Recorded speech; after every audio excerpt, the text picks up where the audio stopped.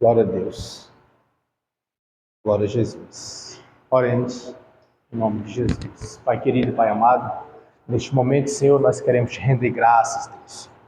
Te agradecer, Pai, por essa rica oportunidade de estarmos presentes na Tua presença, para darmos início a mais uma aula, Pai. Aula enriquecedora, aonde, Senhor, Teu Espírito Santo, Pai, é que é o real intérprete da Tua palavra para os nossos corações. Pois nos ajuda, Senhor. Toma em Tuas mãos, Pai. Toma em Tuas mãos o primeiro e último lugar. Manifesta da Tua glória, Pai. Obrigado, Deus, pelos que já chegaram. Obrigado, Pai, pela nossa vinda. Obrigado, Senhor, por tudo. Pai amado, abençoa aqueles que estão a caminho. Abençoa aqueles que não puderam ouvir hoje. Mas abençoa, Pai, também aqueles que acompanham no YouTube, Pai. Toma em Tuas mãos a vida de cada um, Senhor. Toma em Tuas mãos, Pai, que esta palavra, meu Pai, que o Senhor ministrará aos nossos corações, ela venha impactar e surtir efeito na nossa vida, para que possamos, meu Deus, mudar as nossas atitudes, mudar os nossos atos, mudar, Pai amado, a nossa conduta, mudar nosso pensamento, tudo conforme a Tua palavra. Pai, muito obrigado por tudo, assim te agradecemos por fé, em nome de Jesus. Amém? Graças a Deus. Aleluia. Glória a Deus. Meus amados, hoje nós vamos dar continuidade no módulo de Atos dos Apóstolos, né? E nesta feita, nós já tivemos aí na nossa aula passada, falando sobre o capítulo 2 de Atos dos Apóstolos, que pega ali aquela parte do derramamento do Espírito Santo.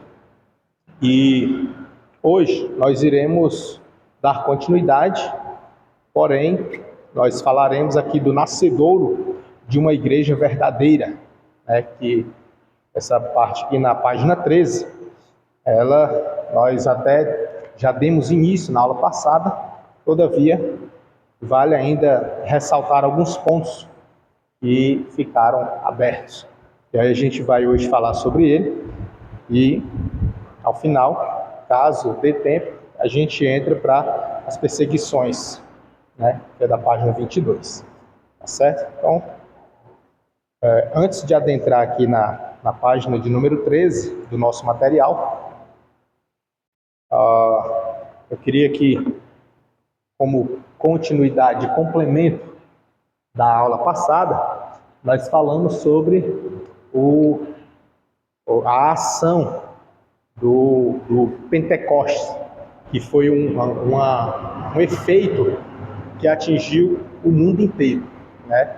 E essa ação lá de Pentecostes, movida totalmente pelo Espírito Santo de Deus, foi alvo de grandes movimentos no mundo.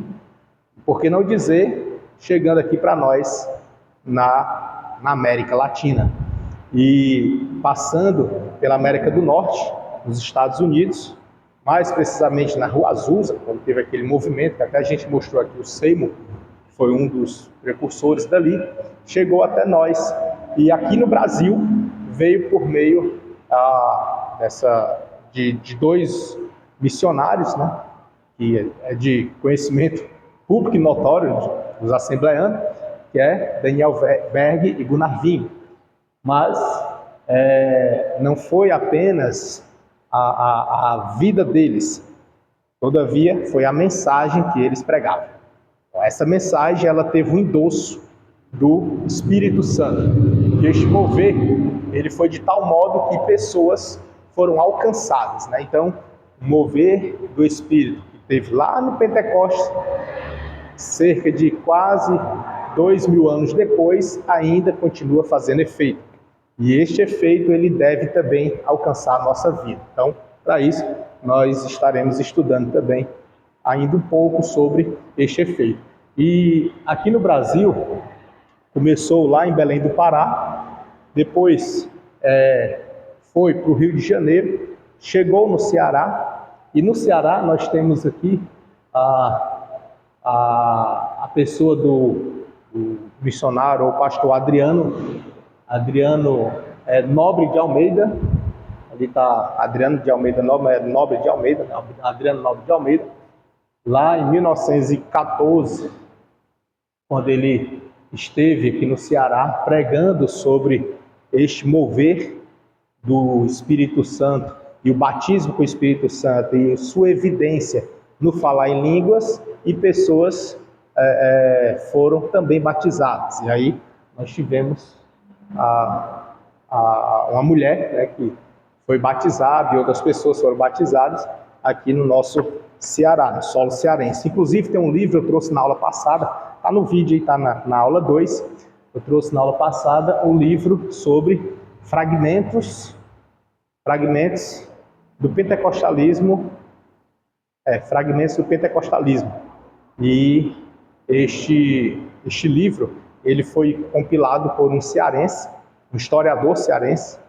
Eu ia trazer ele hoje, acabei não fazendo isso, mas é muito bom. Ele conta a história do Pentecoste, iniciando no Brasil e se estendendo para o Ceará. E aí ele trata essa narrativa que o início do Pentecoste, ou desse movimento pentecostalismo no Ceará, começou lá em Itapajé, né? Como menciona ali, Itapajé, Lagoinha, Ceará, assinado do movimento pentecostal a partir de 1914.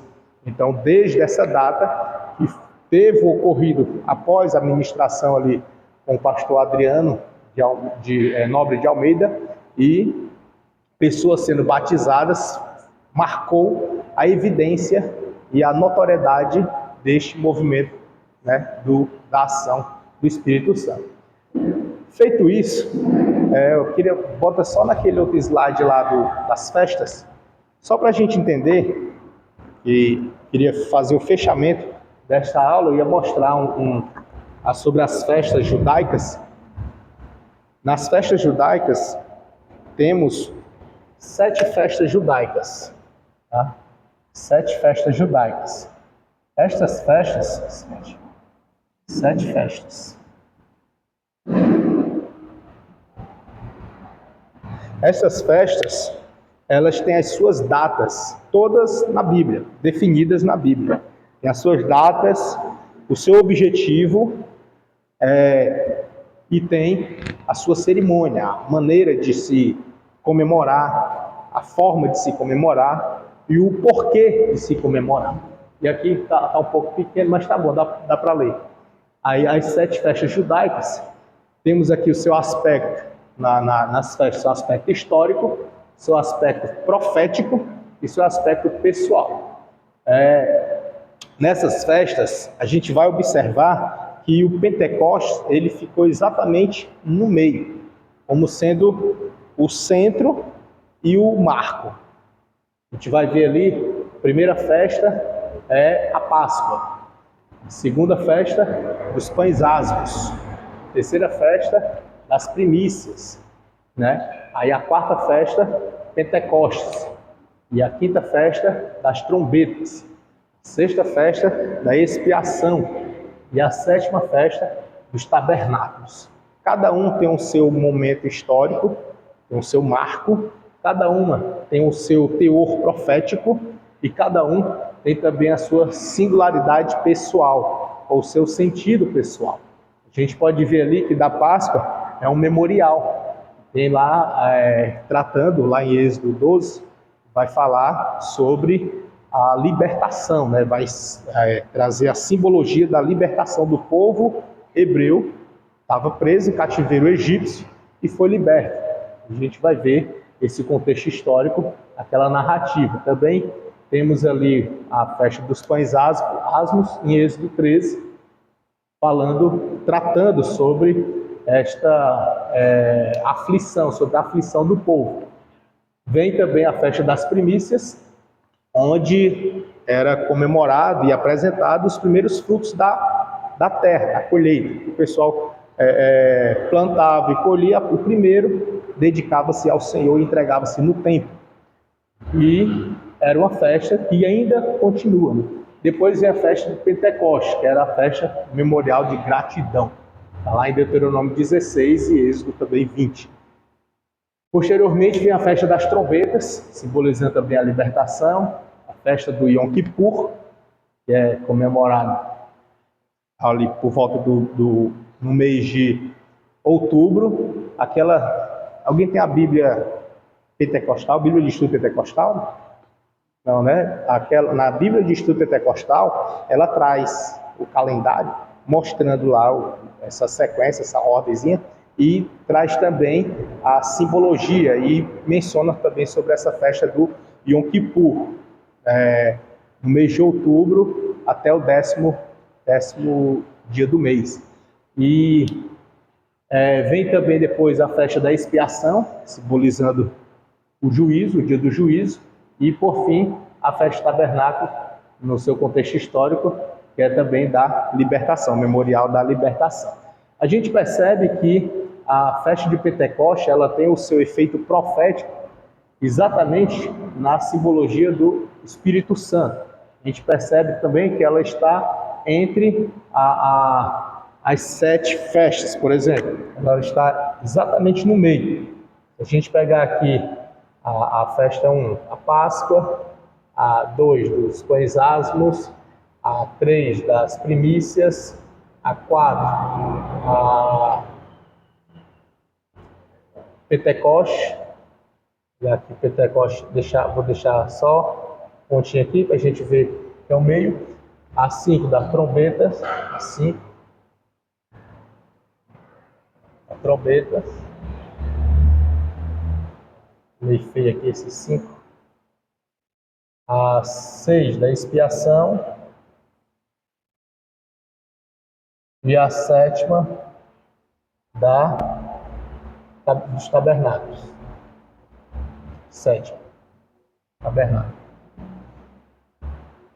Para a gente perceber, tem 3 de um lado e 3 do outro. Exatamente no meio está a festa de Pentecostes, né?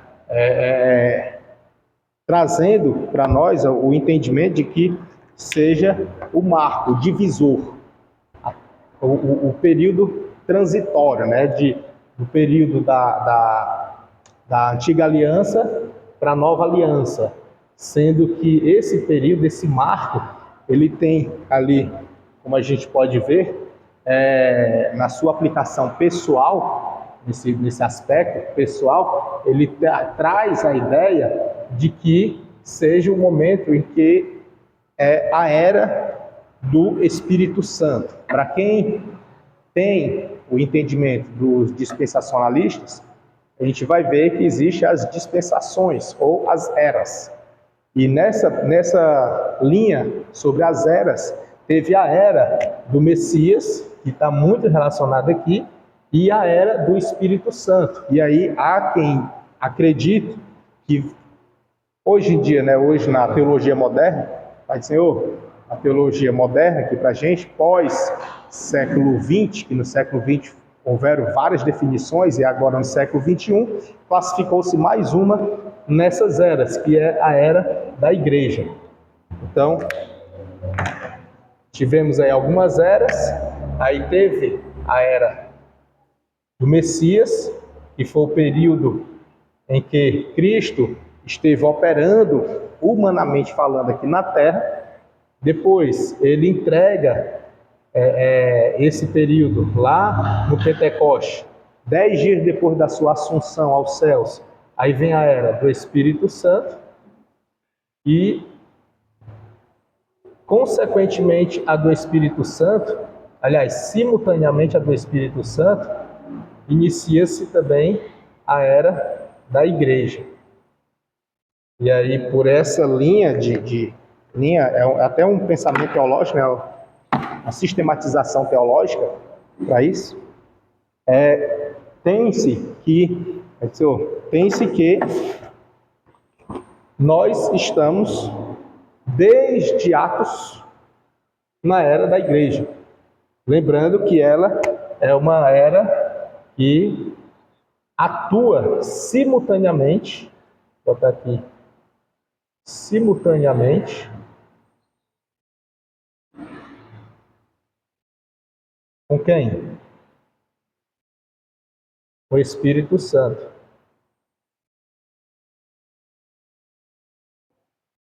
Então a gente vai perceber que a era que nós vivemos ainda é a era lá de Atos dos Apóstolos. É como se Atos, apesar de o livro já ter sido fechado, mas, todavia, ainda estamos vivendo ele. Tipo isso. Não é que seja cabalmente isso, né? Mas é como se fosse. Porque ainda estamos sendo usados pelo Espírito Santo. Ainda estamos e precisamos ser conduzidos pelo Espírito Santo. Ainda estamos e necessitamos ser orientados pelo Espírito Santo. E, junto a isso, somos também igreja. Então, somos igreja, somos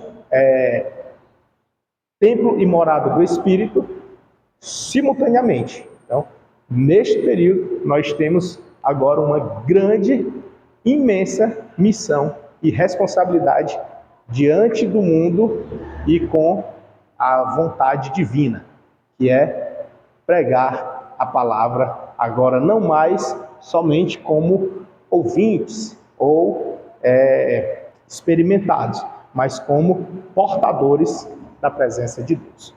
E nós somos privilegiados, porque aqui na velha aliança eles apenas recebiam visitas, né? Aqui com o Messias, eles ainda, os apóstolos estavam um pouco confusos, estavam na transição, saindo do tradicionalismo da religião judaica, saindo dos princípios mosaicos que eles aprenderam, toda a tradição sendo confrontada às ideias, confrontada à sua crença, mediante um pregador que apareceu, que surgiu, chamado Galileu, chamado Nazareno, chamado filho de José, chamado de carpinteiro, mas este pregador, ele pregava com muita autoridade. E quando ele pregava, alguns falavam, até aqueles 2 discípulos também de Emaús, como não ardia o nosso coração, né? Como não ardia, porque realmente ouvir Jesus pregar, meu amigo, é o verbo falando, é a própria palavra falando. Então, de fato, era para estremecer o coração. E aí eles indagaram isso, né? Perguntaram isso. Então, mesmo assim, alguns ainda titubearam, alguns ainda ficaram em dúvidas, alguns ainda desconfiaram dele e não levaram na seriedade. É tanto que depois já da ascensão, da ressurreição de Cristo, eles ainda ficaram inseguros. Então, a gente percebe que realmente há 3 anos ali, aproximadamente 3 anos e meio de ministério terreno de Jesus, foi o suficiente para deixar implantado o seu ministério e a ideia de Deus na humanidade. Todavia, precisou agora do revestimento de poder vindo do Espírito Santo para que pudesse dar continuidade no que Cristo começou. Então nós somos a extensão, nós somos agora o meio pelo qual Deus continua agindo na humanidade. Só que agora nós temos um privilégio a mais, que além de Jesus, temos a presença real do Espírito Santo conosco. Não visitando, mas habitando. Então, como ele habita, nós temos agora a responsabilidade simultânea, na condição de igreja, e sendo portador e habitação do Espírito Santo, de pregarmos a palavra. Então, recai sobre nós uma responsabilidade tremenda, tá? Tremenda. E lembremos daquilo que Jesus falou: a quem muito é dado, muito também será cobrado, né? E nós estamos recebendo em dose dupla, tá? Dose dupla. É algo tremendo. Então aqui, nesse contexto, nesse cenário, as festas, essas 7 festas judaicas, tem 3 que são assim, emblemáticas. As 3 é a da Páscoa, né, que inclusive se comemora assim, meio que de forma distorcida um pouco aqui no Brasil, comemora-se a Páscoa. Uma vez um irmão até perguntou, ele era obreiro na igreja, e falou assim: irmão, Páscoa e tudo, por que a igreja não comemora assim com aquela ênfase? Deixa eu ver se foi na Páscoa. Ah, não, foi a Semana Santa, o domingo de Ramos, né? Pela igreja católica, o domingo de Ramos. Aí, irmão, teve a Semana Santa e tal. e a Sexta-feira Santa, e agora é Domingo de Ramos, a igreja não fez nada assim que denotasse esse feriado. Aí o pastor que estava na época, ele disse assim: irmão, para ser sincero, a gente faz. A gente faz e não é só uma vez no ano, a gente faz todo mês, né? Que é a nossa Santa Ceia, né? Ou a ceia. E ali a gente comemora a morte e a ressurreição. Ainda dizemos Maranata, né? Ora vem, Senhor Jesus. E aí esse irmão ficou assim, meio que não satisfeito, obviamente, né? Mas é uma boa resposta. A gente comemora sim a Páscoa, né? Algumas igrejas, tem a igreja que é a Igreja de Cristo em... Aí ele diz o lugar, por exemplo, sou em Maranguape, Igreja de Cristo em Maranguape, Igreja de Cristo em Maracanaú, Igreja de Cristo em Fortaleza, é assim. Aí eles celebram a ceia, a Páscoa, a ceia, todo domingo. Todo domingo eles têm ceia. Enfim, né, a Bíblia não traz a quantidade, né, nem a frequência, mas a gente sabe que na cultura judaica era comum. Realmente eles tinham ali, era com muita frequência aquela reunião deles. Mas, uma vez por ano, né?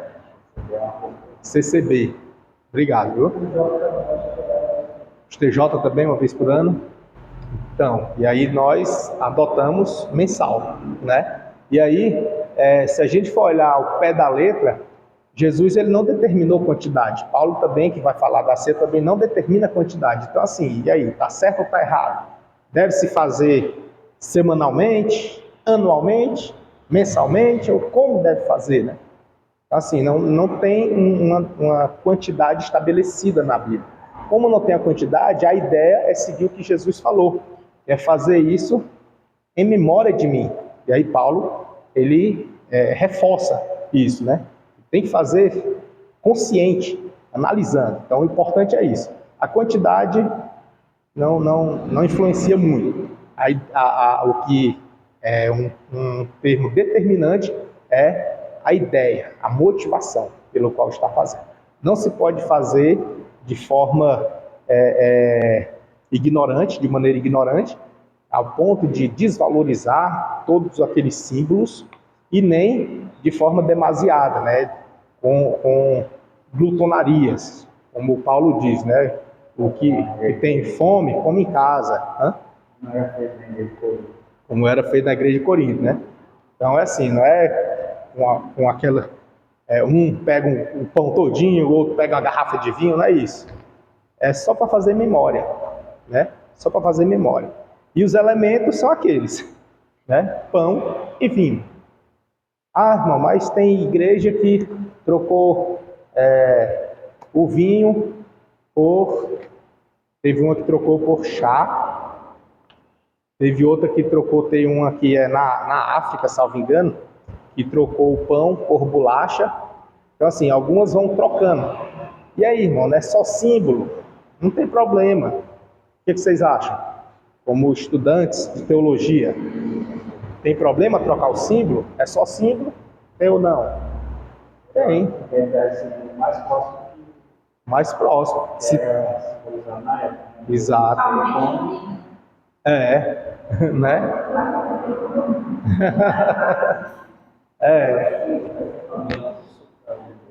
Suco da uva, né?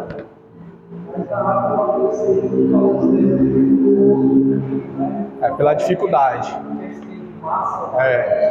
Bem difícil.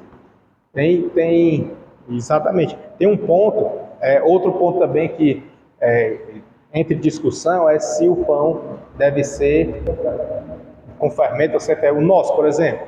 O que os irmãos acham? Nosso pão que a gente toma aqui é com fermento ou sem? É com. E aí? Né?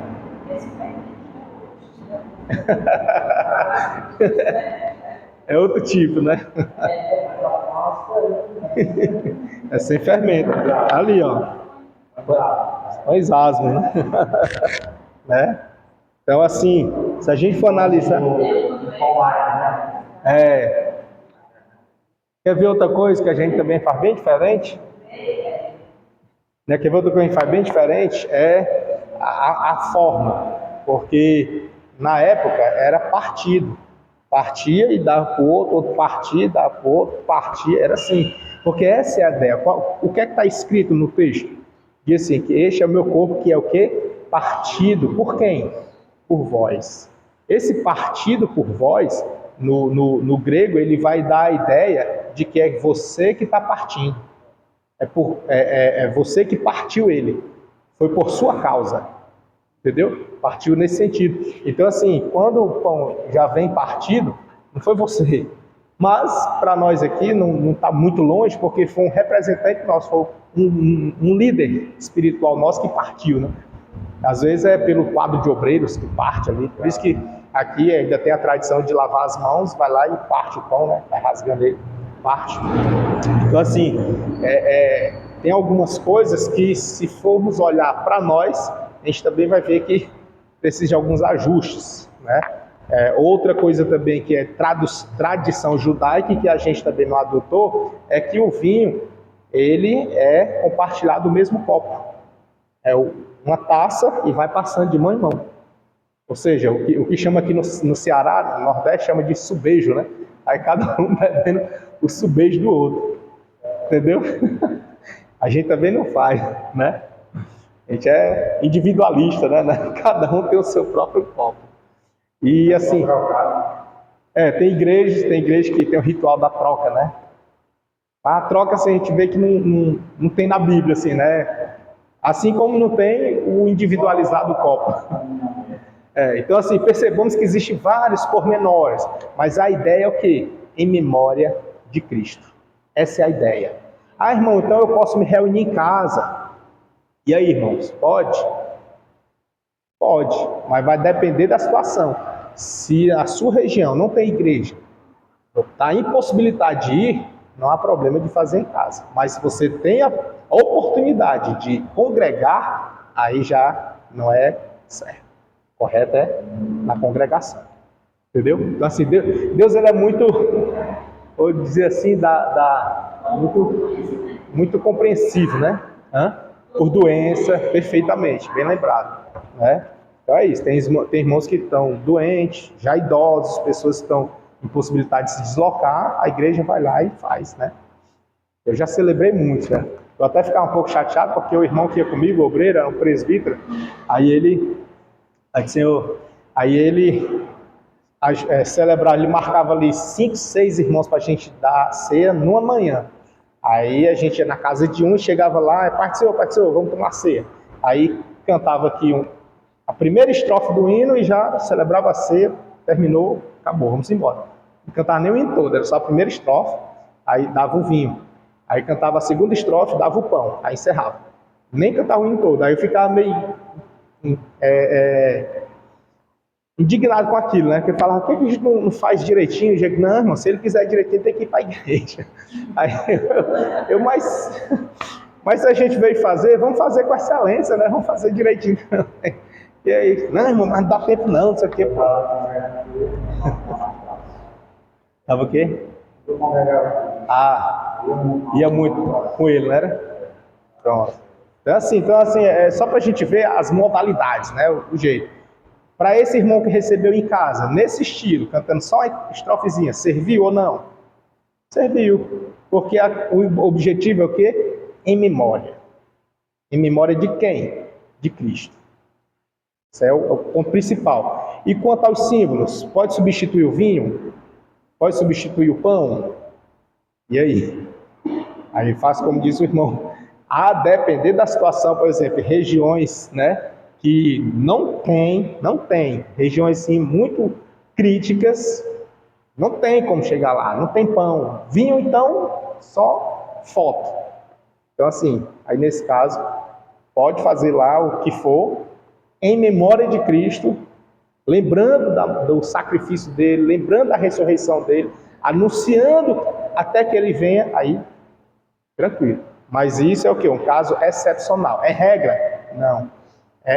Até porque, eu sei que não se aplica para a Bíblia, mas, por exemplo, as legislações, as leis que regem a nação, tem textos que eles dizem que são textos taxativos. que é um texto taxativo, é que é daquele jeito, não pode mudar. O jeito está lá. Então, assim, não há, pelo menos no mundo teológico, o nosso único manual é a Bíblia. Nós não temos outro manual, é a Bíblia.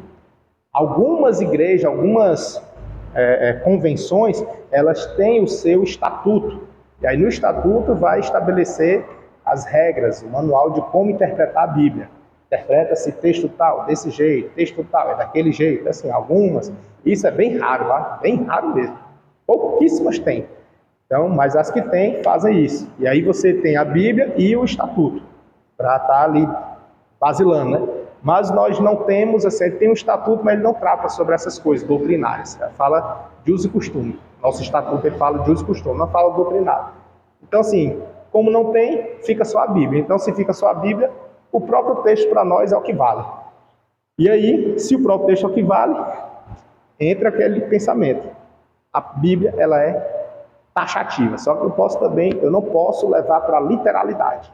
Eu posso pensar que todo o texto da Bíblia é literal. Certo? Eu preciso entender que alguns são nominais, tem alguns que são exemplificativos, então tem alguns que são instrutivos. Então eu tenho que discernir isso aí. Aquele livro lá da sua rapaz, É como se fosse, ali é como se fosse o Talmud. Assim, é como se fosse uma lei oral escrita, no qual serve para basilar a doutrina da Bíblia para eles. É como se fosse. Né, que é para cá, para a Bíblia. Então, assim,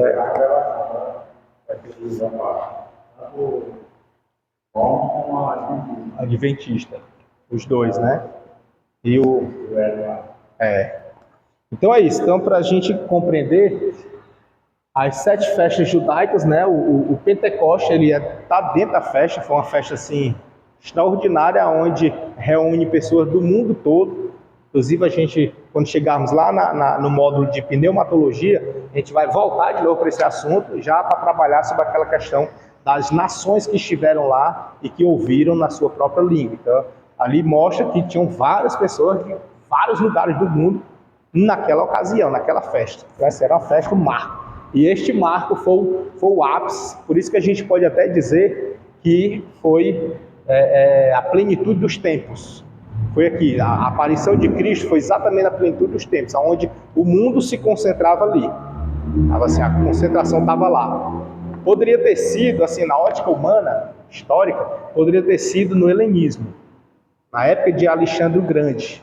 Ali também poderia ter sido assim, um marco, porque o mundo girava em torno dele ali. Estava muito focado.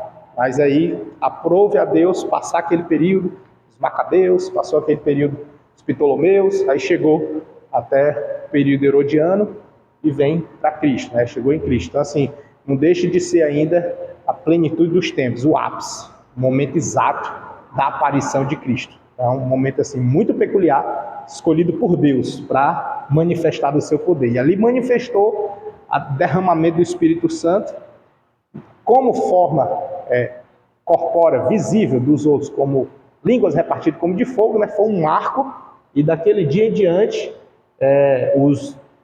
todos os que estavam naquele recinto foram cheios do Espírito Santo. E ali cumpriu-se a palavra, inclusive Pedro menciona, né? Cumpriu-se a palavra que foi dita por Joel.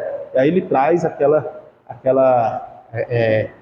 fundamentação bíblica para dizer, ó, o que aconteceu aqui não foi coisa da nossa cabeça. O que aconteceu aqui não foi coisas do além. Foi o que está escrito no Tanakh, né? Tá no Antigo Testamento, está escrito lá. Então, e eles estavam vivendo o Novo Testamento. Então, ali era um momento transitório da era messiânica, ministério terreno do Messias, entregando para a era do Espírito Santo, simultaneamente implantando a igreja, né? Então, de lá para cá, permanece ainda essa aqui, a igreja sendo usada, instruída, conduzida e orientada pelo Espírito Santo. Ela precisa ter os seus atos basilados do Espírito Santo. Mas lá que eu falo assim, conduzidos, né? Porque a nossa base é a palavra, mas o Espírito Santo ele nos conduz e nos faz lembrar do que está na palavra. Então a igreja ela tem esse papel. Aí nesse aspecto, passando agora, pode voltar lá para o outro. Aqui no nosso material, o nascedouro da igreja, a igreja ela nasce aqui. Ela nasceu aqui. Aí começa. Aqui dá-se o início. Aí alguns vão dizer, né, como a gente ouve, né? Ah, mas a igreja, a primeira igreja, quem foi a primeira igreja?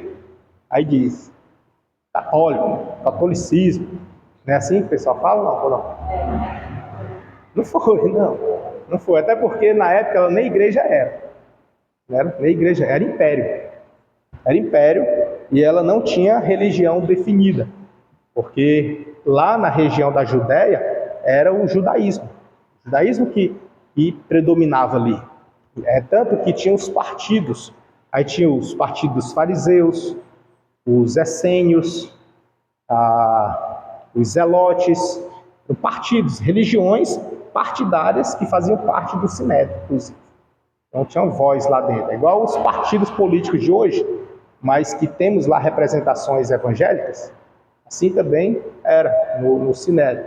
Era composto por membros do povo e representantes do povo e membros de partidos religiosos, inclusive. Então cada um tinha o seu pensamento e o império tentava conciliar entre eles. A gente vê isso notoriamente quando Pilatos, quando é levado Jesus para ele julgar, e ele atribui para os sumos sacerdotes, dizendo, né, julgue entre vocês mesmos. Não é judeu? Não foi um crime contra a lei de vocês? Então, julgue entre vocês. E aí leva para o sumo sacerdote, depois retorna para lá, aí é quando é julgado. Então a gente percebe que eles tratavam não com religião em si, mas somente como império. Era império, então não tinha religião definida. E outra, religiões existiam, e muitas mesmo. Entretanto, a igreja, como igreja, surge aqui. É implantada por Cristo, quando ele conversa com Pedro e diz que tu és Pedro, e sobre esta pedra, tu és Pedro, sobre esta pedra edificarei a minha igreja, né? Tu és Pedro, sobre esta pedra edificarei a minha igreja. Ali traz a origem, o começo. E a implantação vem do derramamento do Espírito Santo, quando o apóstolo Pedro anuncia, prega para eles, e a partir dali começa-se aquela koinonia, aquela comunhão entre eles. Aí vem, nos capítulos posteriores, ainda de Atos, vem aquele partir do pão, as orações, aquela comunhão da igreja primitiva. Então a gente percebe ali o início, o nascedouro, surgiu ali, começa ali. Então nada de, porque a igreja mãe era o catolicismo, a igreja mãe era o islamismo, a igreja mãe era o judaísmo, né? Inclusive os ortodoxos judeus dizem que nós, os que se convertem, dizem que nós somos a extensão deles, e os que não se converteram dizem que nós nos rebelamos deles. Então fica assim, para quem acredita diz que é a extensão, para quem não acredita diz que é a rebelião. Então fica aquela discussão, só que para nós temos um marco, que é onde? É Cristo. É ali em Cristo, começa em Cristo, dotada pelo Espírito Santo, para dar o início da trajetória do plano divino. Aí nesse aspecto, pode passar o outro. Passa aí o slide.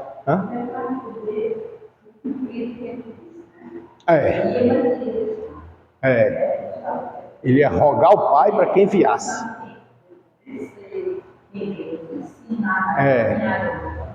Exatamente. Lá em João 14 ele vai falar que ele rogaria o Pai para que enviasse outro Consolador, o Espírito da Verdade.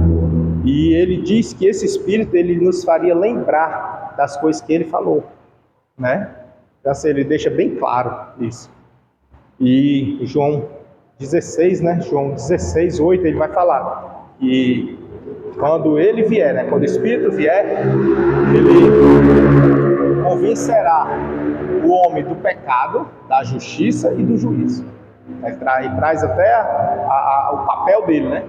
Convencerá o homem do pecado, da justiça e do juízo. Aí nos versos seguintes, né, que é o 9 e o 10, ele vai explicar do pecado, da justiça e do juízo. Explica. Acho lindo isso na Bíblia, tá? É maravilhoso. Aí aqui ele mostra aqui alguns templos que foram assim crescendo em número e no mover do Espírito Santo, mostrando que aquele movimento pentecostal que teve lá no primeiro século, né, 50 dias após a ressurreição, ele não cessou. Não cessou. Inclusive, aproveito aqui já para falar da linha teológica dos cessacionalistas, né? Existem os cessacionalistas que eles acreditam que o mover do Espírito Santo, com o operar de maravilhas, de milagres, o fluir de variedade de línguas, e tudo isso aí foi só naquela época, cessou. E aqui a gente mostra que 1998, aqui mais 98, mas se a gente pegar da Rua Azusa,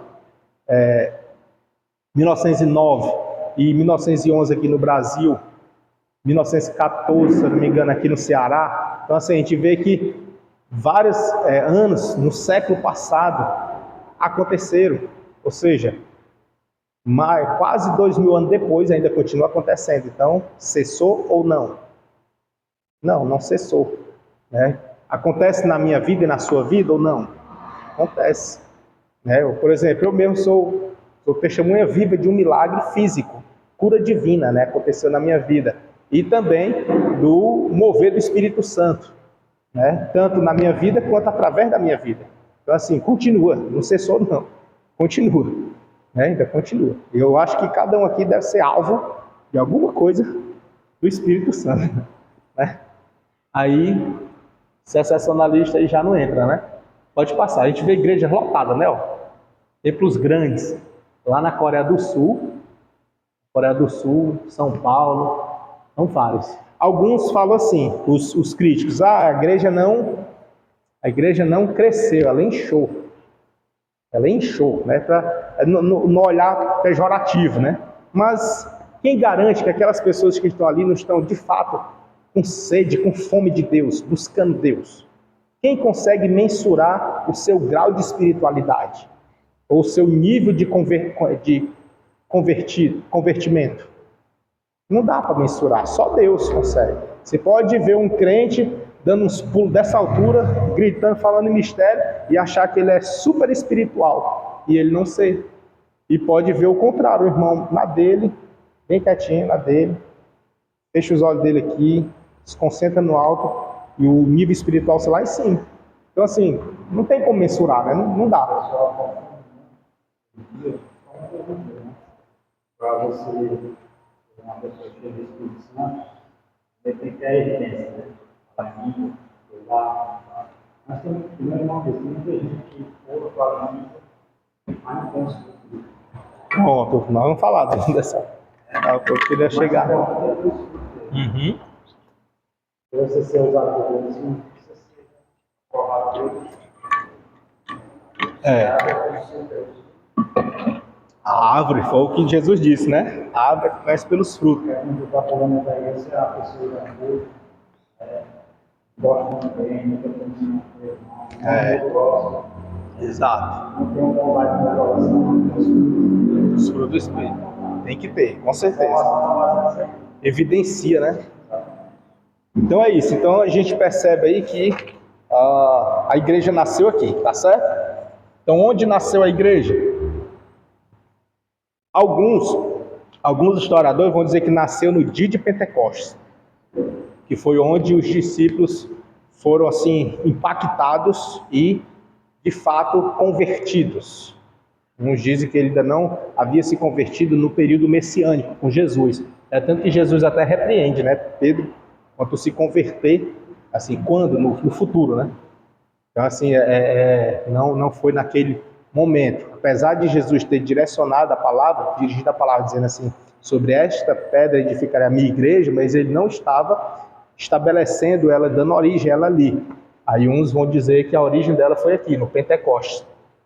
Outros vão dizer que foi no momento em que a igreja, os primeiros apóstolos, a igreja primitiva, eles levantaram dentre eles os diáconos, e ali começaram a organizar, separar. Então, quando eles começaram a separar, instituir, nomear, aí começou. Só que a gente percebe no contexto que já havia a reunião, já tinha culto, aquela reunião já existia, só não tinha dado nomes, estava todo mundo ali misturado. Aí depois que vem a instituição dos diáconos, né? Mas então a igreja já tinha, daí a gente volta um pouquinho, e aonde é esse marco? Onde começa? Né? Onde começa? E aí, alguns puxam para o ministério de Cristo, o ministério terreno de Jesus. Jesus foi o precursor, ele que começou, saiu do mar da Galileia, chamando, e ali ele estava formando a igreja. Mas ali a gente percebe que ele está formando o quadro apostólico, né? Poderia ser igreja? Não sei. Não tinha templo, era o monte, as pregações geralmente eram no monte. Ele não ia para o templo com os discípulos dele para pregar no templo. Poucas vezes Jesus passou ministrando ali. E se a gente perceber, mais era no monte. No monte, por exemplo, Sermão da Montanha, né? Várias vezes, em vários momentos. E aí a gente consegue identificar que se a origem da igreja foi com Cristo, onde teria sido o momento? Quando ele chamou os discípulos ou quando ele começou a pregar? No primeiro milagre não foi porque foi numa festa. A festa nem era para ele, né? E o culto, a festa é para ele. Aquela festa das bodas de Caná não era para ele, era um casamento. Ele apenas estava lá, então não era para ele. Então onde foi? Onde começou? Então, pelos historiadores, a gente consegue firmar a data aqui, no dia de Pentecostes. Pentecostes em diante, que ali foi quando o próprio apóstolo Pedro começa a pregar com muita contundência a respeito do Messias. Né? E ali mesmo, vidas já foram aceitas, né? Acrescentou-se quase 3.000 almas naquela mensagem. Não é assim? Então, nesse aspecto, onde começou a igreja? O dia de Pentecostes, né? Digamos assim. Tá? Aí, mais na frente, deixa eu ver aqui, esse aqui eu já passei na aula passada.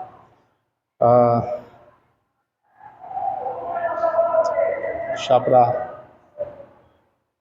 Essa parte, a parte das línguas de Atos 2, eu falei na aula passada, né? Como estou vendo alguns não vieram, eu vou reproduzir. Nós não iremos trabalhar esse assunto aqui no módulo de Atos dos Apóstolos, apesar de ter acontecido em Atos dos Apóstolos. Eu falei lá na aula passada, na aula 2, está no YouTube. E em razão de a sistemática do curso separar. Ela entende que é um assunto muito delicado, muito extenso também, e aí ela prefere separar. E aí na sistematização do curso, tiraram o assunto sobre o batismo com o Espírito Santo, aquele dia, e colocaram um módulo separado chamado pneumatologia, e tem outro, pneumatologia e outro. Não lembro agora aqui. São dois assuntos que estão num módulo só. Tá aí, dá só uma olhada aí, por gentileza, é o 28, módulo 28. Pentecostalismo, né? Pronto. Pentecostalismo. Porque o meu é o antigo, a ideia é o pessoal do batismo aqui. 2012, ó, no ano que o mundo ia acabar. 2012. Escapamos. Então, feito isso, a gente não vai trabalhar essa parte do Atos 2. Aí vamos para Atos 3. Atos 3, tá?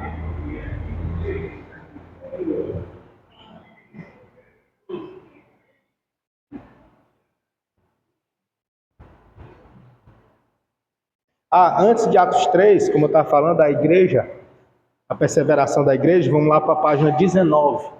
Passa o slide, por gentileza. Daqui a pouco a gente chega nesse aí. Atos 3, né? Vamos aqui na página 19. Na página 19 fala sobre a primeira igreja cristã, vai trabalhar esse assunto. E aí, aqui a gente consegue ver o que nós acabamos de falar. Vou fazer aqui a leitura, os irmãos acompanham, por gentileza. Diz assim: convencida pela força do argumento de Pedro, a multidão foi acutilada por sua própria consciência, vendo-se culpados do sangue do ungido do Senhor, exclamaram: que faremos, irmãos? Ouvindo de Pedro a garantia de que o perdão e o dom do Espírito Santo lhes seriam concedidos por Deus conforme se arrependessem e fossem batizados no nome de Jesus como Messias. Aquela geração, de um modo geral, provava-se perversa, contudo, havia um lugar para um remanescente fiel, havendo antes citado o de Joel 2,32, as palavras: todo aquele que invocar o nome do Senhor será salvo. Pedro agora insta com os seus ouvintes que se salvem daquela geração perversa. Tão eficaz foi sua exortação que 3 mil creram nas boas novas e foram batizados, formando assim a primeira igreja cristã. Percebamos aqui o início, né? A definição aqui, a classificação nessa linha teológica. Onde começou a igreja? Aqui, né? Pentecostes. Aí seguindo, segue-se o quadro da primeira comunidade cristã reunida diariamente em várias casas para partir o pão, acorrendo ao templo, aparentemente se reunia na colunata chamada de Salomão, a julgarmos de Atos 3:11, que a gente vai já chegar lá, né? Aderindo ao ensino e à companhia dos apóstolos, aumentando em número cada dia, louvando a Deus e gozando da simpatia de todo o povo. Os milagres que operados antes por Jesus em pessoa foram sinais do advento da era messiânica. Ou seja, percebamos aqui ele tratando essa questão, né? Que os adventos que aconteceram ali foram da era messiânica. Continuaram a ser operados por ele, lá do céu, mediante seus discípulos, agindo estes no seu nome, fornecendo assim uma prova adicional de que o reino divino tinha invadido a era presente, porque essas obras poderosas eram de fato poderes da era por vir. Que aí ele menciona: arrependei-vos e cada um de vós seja batizado. Aquela a pregação de Pedro, trabalhando isso. Mas percebamos que ele trata aqui a transição da era, tirando da era cristã, passando para a era do Espírito e ingressando na era da igreja. Só que da igreja simultaneamente com a do Espírito, né? Não uma depois a outra. Entende? Logo mais abaixo, diz assim, depois da referência de Joel 2,32, a doutrina dos apóstolos e a comunhão, do verso 42, a comunhão era indicada no partir do pão e nas orações, e igualmente na comunidade dos bens, verso 45 e seguintes, e diariamente, no verso 46. Este advérbio modifica todos os verbos da sentença. Acrescentava-lhes o Senhor, verso 47. Nesse aspecto, irmãos, eu quero discutir aqui com os irmãos algumas coisas, que é sobre o comportamento da igreja primitiva, aqui do versículo 42, tá? Vamos pensar um pouquinho. Mencione aí para mim, por gentileza, esse comportamento da igreja primitiva. Eu vou apagar aqui, enquanto os irmãos acham. Atos dos Apóstolos, capítulo 2, versículo 42.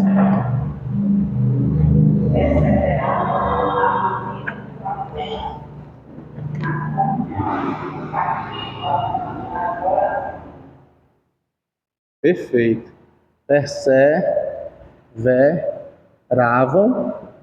Perseveravam, né?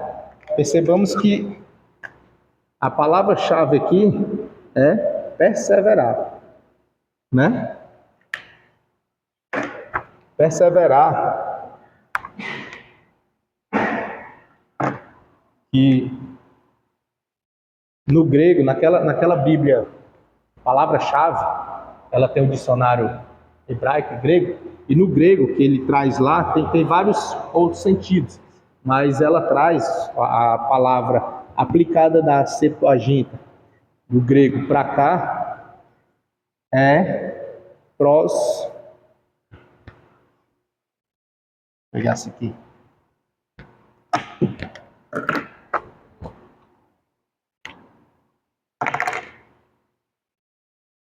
Tá tudo fraco.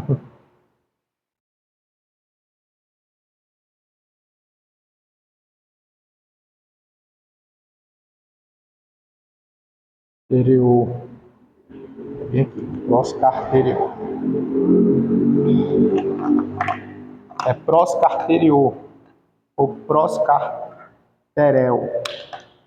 Que, por sua vez,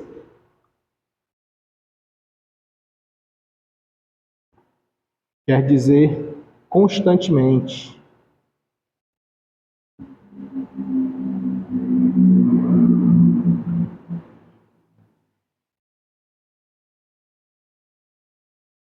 Constantemente atento. Também quer dizer acompanhar de perto. Daí, o que eles faziam? Perseveravam, né? Perseveravam, e no grego é proskartereo ou proskartereo, e por sua vez quer dizer constantemente atento ou acompanhar de perto. E o que mais que eles faziam? Perseveravam em quê? Pode ler, quem achar.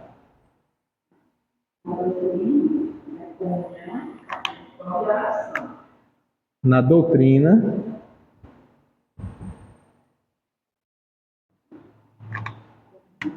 comunhão,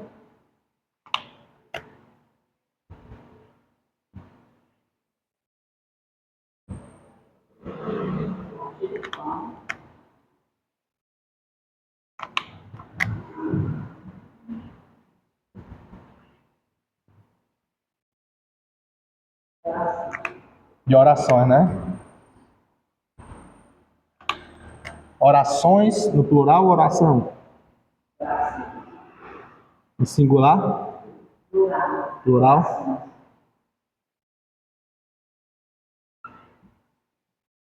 Pronto. Aqui a gente percebe a base da igreja primitiva no que diz respeito às suas características, né? A característica da igreja primitiva lá no corpo apostólico. Aquele quadro apostólico, eles tinham em comum isso.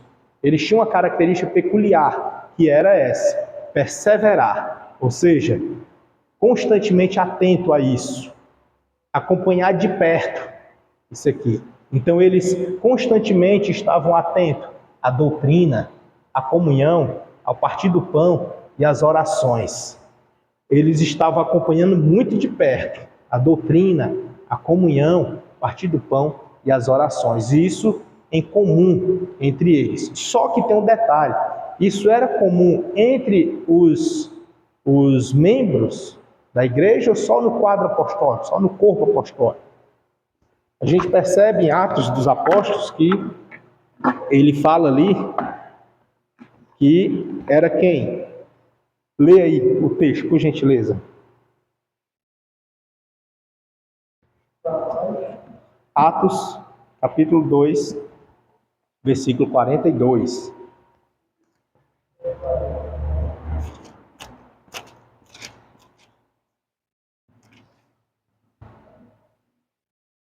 Perseveraram na doutrina dos apóstolos e na comunhão, parte do pão das orações. Pronto. Se a gente for olhar o texto, de quem eles estavam falando? Quem perseverava assim? A comunidade inteira, a igreja, né? Porque eles... Ó, o 41 diz o quê?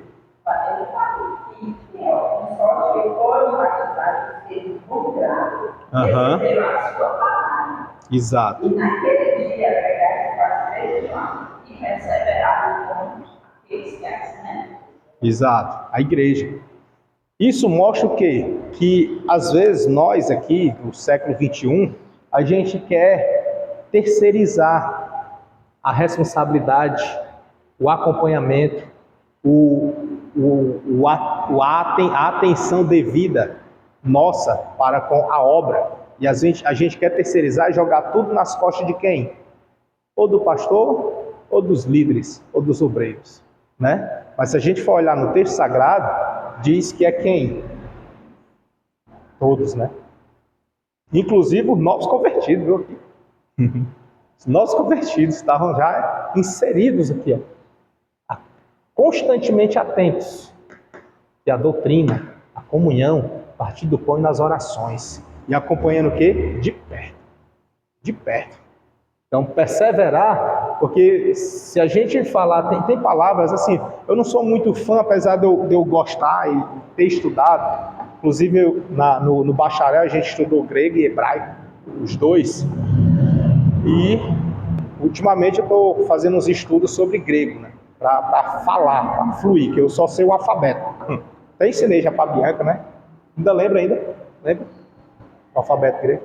Ensinei para o Baruch, que é para mim aprender eu tenho que transmitir. Aí eu uso eles. Peguei, vem cá, bora conversar aqui. Aí eu passo. Empurro de informação e fica por voando, sabe nem o que é, mas eu estou aprendendo. Então assim, eu passei para eles o alfabeto, mas eu queria falar, para fluir. Mesmo assim, gostando, mas eu não sou muito fã de busca da tradução. Por quê? Porque são várias. Você vai ver palavras correlatas para essa aqui, proscartareo ou proscartarel, e vai ter outra palavra que é derivada do proscarte, mas não mais no tereo, já vai ser no tereim, então já vai derivando, e aí vai derivando, vai flexionando, então cada uma vai ter um sentido. Aí você vai ver a pessoa dizer que perseverável quer dizer a outra coisa, que é do tereim, perseverável quer dizer não sei o que, entendeu? Então cada um vai puxar para um lado. Aí por conta dessas coisas eu comecei a ficar assim, vou mais atrás disso não, é um mundo assim que não acaba, entendeu? Acho que eu posso sobre a questão da tradução e eu posso entender o original, mas de fato, na outra palavra do grego, o cara fala é muito profundo do que aquela tradução do português. Perfeito, é. O pregador fala sobre aquela passagem de ter o mesmo sentimento sobre o seu Jesus Cristo. Aí as passagens não falam sobre o sentimento, falam sobre a atitude. Atitude, né? O sentimento é diferente. Para nós aqui já é outra coisa. No original, não tem uma tradução em português que seja correspondente assim. Exata, é. Bem preciso, né? Muito importante. Então, por esse motivo, né? A gente mas não se prenda assim, não dependa só dali, porque você vai encontrar uma tradução, vai encontrar outro sentido, uma palavra flexionada para outra, entendeu? Uma extensão, você vai encontrar muita coisa. Aí tem que ter esses cuidados. Tudo tem que ter cuidado.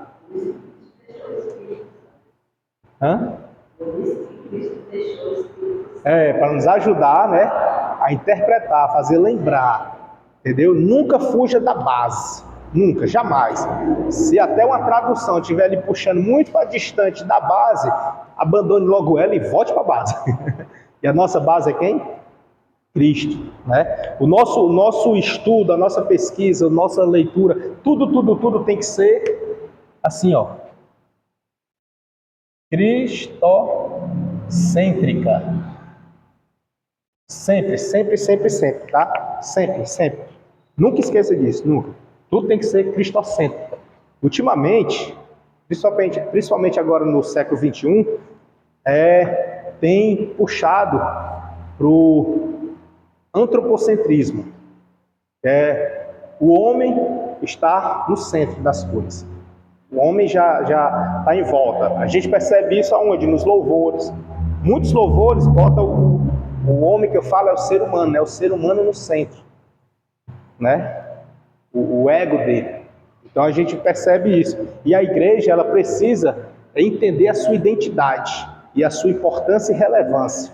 Ela precisa entender isso aí.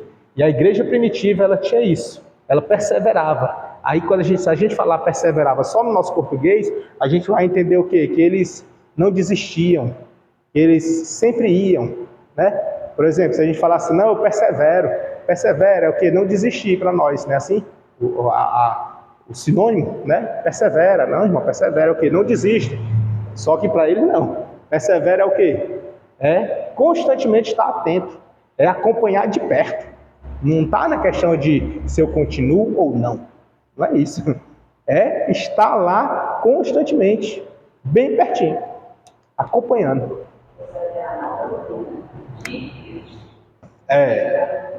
Exato, pronto. Bem, um acréscimozinho, não está na Bíblia, né? Mas está nas entrelinhas, né? Vou botar assim entre parênteses. De Cristo. O acréscimo aí, né? Só para a gente não esquecer, né? Não está lá, né? Só a gente observar. Então, nesse aspecto, a igreja, a característica da igreja é isso aqui. Nesse aspecto, né? Na doutrina. E aí, vem, isso não é que, eu sei que já deu para entender, mas eu quero só deixar isso aqui esclarecido. Não quer dizer que todo mundo lá, inclusive os novos convertidos, estavam querendo doutrinando os outros, já impondo as regras, os seus achismos, as suas coisas. Não. Era exatamente concentrando aqui na doutrina da palavra, a doutrina de Cristo. A doutrina que é pregada, não é a minha. Não é o que eu acho, o que eu penso. Tá? Aí aqui, se a gente for analisar, isso aqui tinha outra ampliação para cá, que são alguns aspectos. Aqui são as características da igreja primitiva, mas tem alguns aspectos, inclusive até eu botei aqui, que são 4 aspectos que a igreja precisa ter. Isso a igreja, já no geral, precisa ter. Ela precisa ter missão, precisa ter propósito, precisa ter princípio e precisa ter prática. Né? A igreja, ela precisa mostrar-se como alguém, uma instituição viva em meio à sociedade. Ela não pode ser aquela igreja morta, aquela igreja que é só a instituição nominal. Ela precisa ser um organismo. E a igreja, ela tem essa feição, né? Dúbia, que ela é instituição, que ela é uma instituição física com nome, inclusive até CNPJ. Ela tem essa instituição, mas ela também precisa entender que ela é um organismo. Ela faz parte de um plano divino e ela é a referência da esposa de Cristo. É a noiva do Cordeiro. Então ela não pode, ela está nesse mundo, a igreja, instituição, mas ela como organismo não pode se envolver com o mundo. Ela tem um CNPJ, inscrição estadual, perante o Estado, mas ela tem que entender que ela é um organismo, ela faz parte do corpo de Cristo. Apesar dela ter a sua inscrição, seu CNPJ, mas ela não pode aderir, comprar a ideia do mundo. Entendeu? Ela é inscrita nessa terra, mas ela não é dessa terra. Entende? Ela precisa ter isso em mente, muito claro. Porque com o passar dos tempos, diga-se de passagem, os irmãos mais antigos podem entender que a igreja mudou. Ela ganhou uma roupagem moderna. E aí eu pergunto aqui para os irmãos, a igreja precisa se modernizar? Sim ou não? Só enquanto eu enxugo meu suor.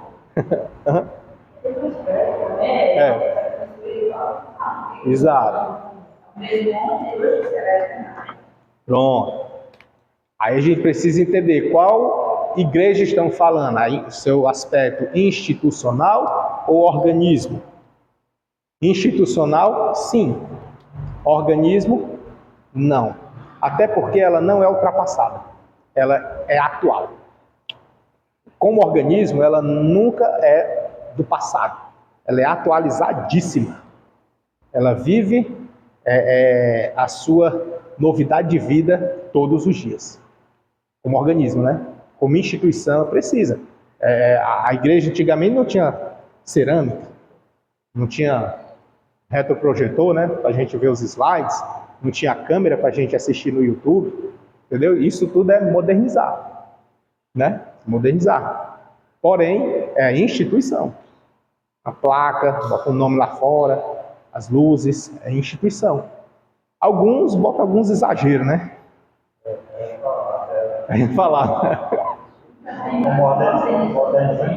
Demais, é.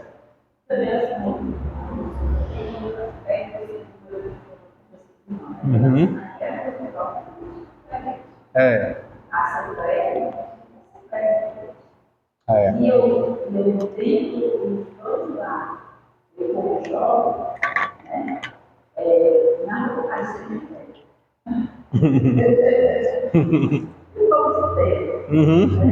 Mas eu entendo também que você dá um pouco a vida ele mais a frente. Ele vai mais a frente. Ele vai mais a frente. Sempre, como Paulo diz, um abismo chama outro abismo, né?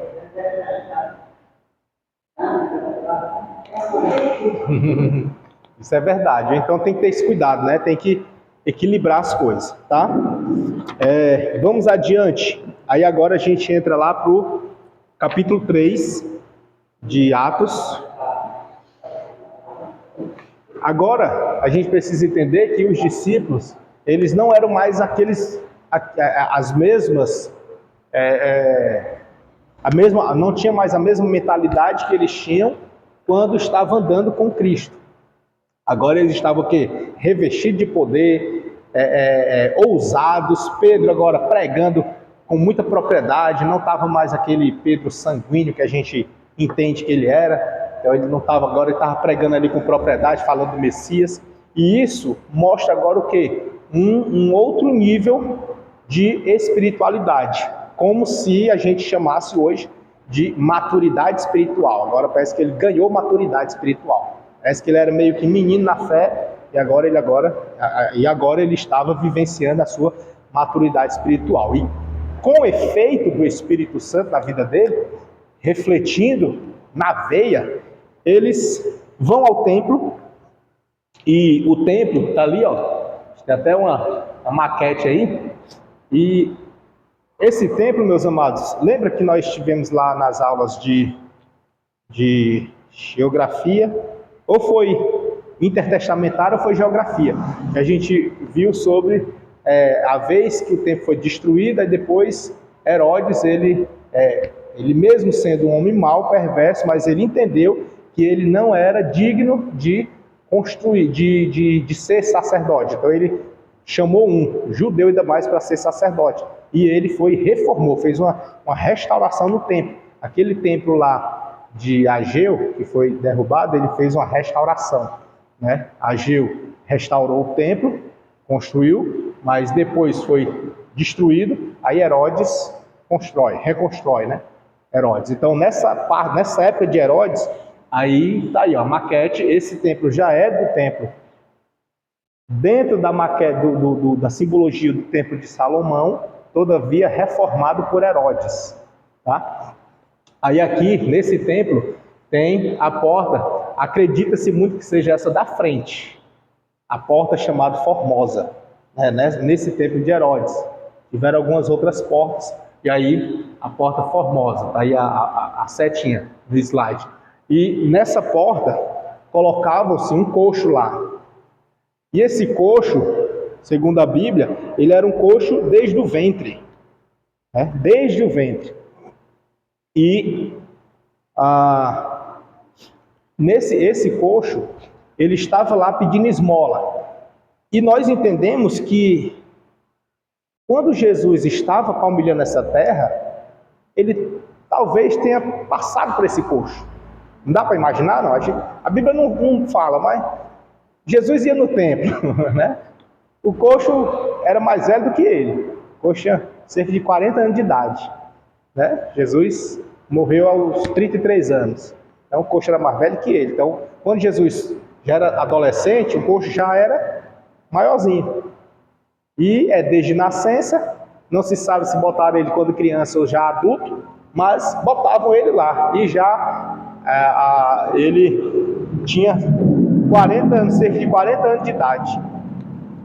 Então acredita-se que Jesus tenha esbarrado por ele, tenha passado por ele, mas Jesus não, é como a gente chama no direito, Jesus quedou-se inerte, que aí Jesus não fez nada, passou por lá.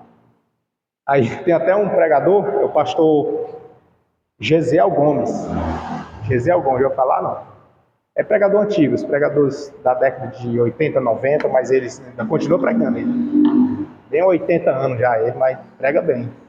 Aí ele disse que Jesus não fez nada. Ele até ilustra, ele diz assim na pregação, ele diz assim que os discípulos andando com Jesus e o coxo lá na porta pedindo esmola, aí os discípulos, mestre, olha, faz um milagre aí, mestre, faz um milagre. Ele dizendo, aí conjecturando, faz um milagre, aí Jesus só calado, ele, mestre, vai lá, mestre, faz um milagre, mestre, vai lá, cura o homem, mestre, vai lá. Jesus só na dele. Aí ele dizendo assim, que Jesus estava só pensando, vocês não sabem o que eu estou preparando, eu vou deixar ele para vocês. Aí Jesus foi assunto aos céus, enviou o Espírito Santo, eles foram dotados do Espírito Santo, aí de repente eles vão lá para o templo. Eles vão para o templo, quem é que eles veem lá? O coxo. Oh, não deu outra. O coxo pede esmola, aí o texto vai dizer, irmãos, que os dois,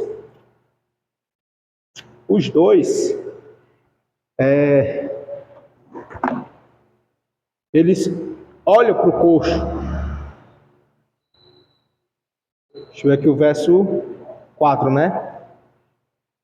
E o verso 3, e vendo a Pedro e a João, que iam entrando no templo, pediu que lhe dessem uma esmola. Então o coxo, ele pediu esmola. O coxo queria receber milagre? Não, ele pediu esmola. Então assim, se a gente for analisar o texto, não dá margem para que ele tivesse pretensão alguma de ser curado. Tipo assim, já estava acomodado, confortável com aquela vida, conformado com aquela situação. Mas Pedro e João, verso 4, né? E Pedro, com João, fitando os olhos nele, disse, olha para nós. Ele fala assim, olha para nós no plural, né? Olha para nós. Né? E aqui dá margem para um milhão de coisas, né? Olha para nós. E nesse aspecto, quando ele diz olha para nós, e olhou para eles, esperando receber alguma coisa. Aí vem no verso 6, e disse Pedro, já não é mais os dois, né? Agora é só um.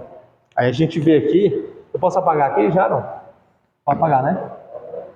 Eu vou só ilustrar aqui rapidamente. É forte, né, esse pincel? Fica. Imaginemos aqui, desenhar aqui é o coxo, porque ele tá sem os pés aqui. Tá na porta. E aí os discípulos vão entrando aqui, os dois, né? O Pedro e João. Só que a gente percebe que na hora que o coxo pede esmola, ele pede aqui para os dois. Estão os dois. Mas na hora de falar, somente Pedro fala. Somente Pedro fala. Aqui é o Pedro. Esse aqui. Somente Pedro fala. E aí Pedro diz assim, olha, não tenho prata nem ouro, mas o que tenho, isso te dou. Em nome de Jesus Cristo Nazareno, levanta-te e anda. E tomando pela mão direita, o levantou, e logo seus pés e tornozelos se firmaram. Então, se a gente perceber, inicialmente vai os dois, mas quem toma atitude é só um. E aí, abre margem aí, que eu vi um comentarista falar que isso, aqui nesse ponto, traz a ideia dos tipos de igreja. Porque aqui os dois não eram apóstolos, não tinha nenhum maior nem menor, os dois eram apóstolos. Inclusive tinha discussão entre eles para querer saber quem era o maior, né? Perguntando a Cristo. E aí Jesus dá uma resposta para eles e não considera. Então, no olhar apostólico, os dois tinham o mesmo nível, não tinha hierarquia entre eles. Então, os dois eram o mesmo nível. Então, considerando que os dois eram o mesmo nível, pode-se assim pensar, como tem um historiador que ele diz, que aqui a gente pode considerar dois tipos de igreja. Uma igreja que tem atitude e outra igreja que não tem atitude. Tá ruim aqui, vou botar só assim. Não tem atitude. Uma igreja que tem atitude e outra igreja que não tem atitude. Uma igreja que se movimenta, outra igreja que não se movimenta. Uma igreja que ela é influente na sociedade, outra igreja que não é influente na sociedade. Aí vai desenvolvendo, né? Vai dando pano para a manga. Mas onde é que eu quero chegar? É que o homem, ele pode representar... eu estou falando isso aqui, que é baseando dentro da hermenêutica, que a gente ainda não viu, né?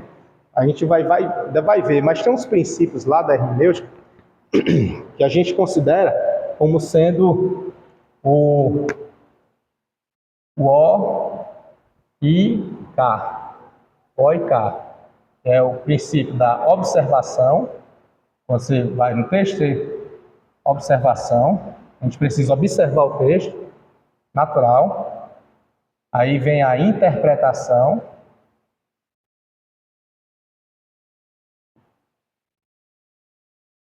Vem aqui, tá ruim de escrever? A comparação e a aplicação. E aí, pegando esse princípio basilar, se a gente for observar o texto, a gente observa que, de um lado, tem um homem que ainda não confessou a Cristo, não aceitou, digamos assim, porque a Bíblia não menciona nada dessa natureza. Ele estava no templo, talvez ele fosse temente a Deus, fosse até judaizante, não sabemos. Mas ele não fazia parte do quadro aqui, não fazia parte. E do outro lado temos o quadro apostólico, né? Inclusive Pedro e João, os dois que estavam constantemente com Jesus. Ia para a vigília com Jesus, nas orações com Jesus, para o templo com Jesus, ia para casa com Jesus, para todo lado era com Jesus. E aí um deles, na observação a gente observa isso. Na interpretação a gente interpreta que o homem está necessitando de algo e pede a quem deveria ter, né? Que é, por exemplo, nós como cristãos, o mundo vier pedir algo a nós. Esse algo pode o mundo entender como algo material, mas o que nós temos é espiritual. Então, o material pode até faltar, mas o espiritual precisa ter. Nós como igreja, né? O espiritual precisa ter. Aí na interpretação a gente pode interpretar como que o homem, ele estava simbolizando o quê? O mundo, digamos assim. O mundo. Só que o mundo, ele tem necessidade. Necessidade de quem? De Deus. Né? O mundo tem necessidade de Deus.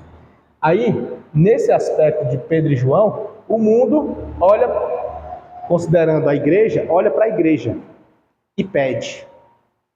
Das duas, só uma tem atitude. E o que tem atitude, ele diz, eu não tenho prata e nem ouro, mas o que eu tenho, isso eu te dou. O que é que ele tem? Ele diz, o que eu tenho, eu te dou. Aqui a gente consegue entender que, na condição espiritual, Pedro deu para ele o que ele tinha. E o que ele tinha? Cristo. Presença de Deus. Autoridade divina. Unção. Graça. Operação de maravilhas. Tudo por meio de quem? Do Espírito Santo. Lembremos como lá no começo que a gente falou, nós estamos considerando as eras, na era da igreja, nas ações do Espírito Santo. Não cessou lá em Atos dos Apóstolos. Ainda continua. Crê assim, não? Né? Ainda continua? Não cessou. Ainda continua. Se continua, e nós somos cristãos, e somos classificados como a igreja, e temos a presença habitada do Espírito Santo, o que é que nós temos para oferecer quando o mundo necessita de algo e pede a nós? Cristo. Precisa ser Cristo. O João aqui, considerando essa linguagem aqui figurada, de que seja outra igreja e uma igreja que não tem, ou que ficou calada, ficou quieta, viu, mas não disse nada, ficou inerte, né? Foi omissa, é o outro quadro de igreja. E aí vem a seguinte indagação: que tipo de igreja nós somos? Qual a classificação de igreja? Qual o aspecto de igreja que nós temos? Nós somos da igreja, na simbologia aqui, de João ou de Pedro? A igreja que toma atitude ou a igreja que não faz nada? Diante das necessidades que o mundo tem de Cristo. Se alguém precisa de Cristo, deve procurar quem? A igreja, né? Então, quando ele procurar, nós, na condição de igreja, temos Cristo para dar? E aí ele disse: o que eu tenho, eu te dou. E aí, aqui a gente pode até imaginar os que não dão Cristo, mas eles vendem Cristo, né? Os que vendem. E aí enfim. Aí vem a comparação é essa que a gente fez. E vem a aplicação. A aplicação é trazer para o nosso dia a dia, né? Trazer para nós quem nós somos diante de tudo isso. E aqui, o milagre aconteceu de fato. Aconteceu de fato. Os ossos se juntaram, formaram a cada osso o seu lugar. E por conta disso, houve uma popularidade, uma propagação gigantesca, de modo que chegou nos ouvidos do Sinédrio. O quê? Que os discípulos estavam ainda pregando sobre Jesus e anunciando que ele fazia milagres. Isso foi algo que causou uma grande polêmica no Sinédrio, a ponto de chamou o ex-coxo para interrogar, chamou seus parentes, depois chamou os apóstolos, e aí já ingressa agora no capítulo 5, aonde na defesa de Pedro, ele vai falar a respeito da autoridade do nome de Jesus, que foi no nome de Jesus que ele operou aquele milagre. Então não foi nem ele, foi Cristo. Só que tem um porém. O Sinédrio se reúne para prender ele e eles cogitam matá-lo. Eles querem matar agora. Não querem só prender, né? Querem matar. E na hora que eles estão conversando ali para poder ver o que faria com eles, tentando matar, um se levanta. Quem é? Se levanta. Atos 5, verso 34, 35, 36. Gamaliel. Gamaliel se levanta e faz ali uma observação. É muito lindo isso, porque nessa parte,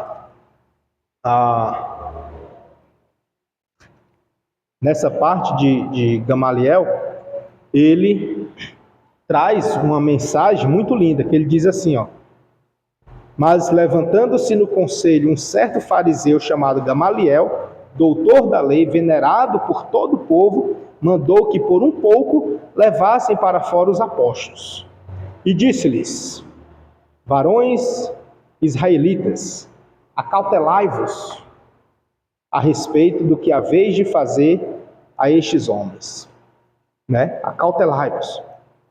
Porque, aí ele vai contar duas situações. Versículo 36. Porque antes destes dias, levantou-se Teudas, dizendo ser alguém, e a este se ajuntou um número de uns 400 homens, o qual foi morto, e todos os que lhe deram ouvidos foram dispersos e reduzidos a nada. Aí vem o verso 37.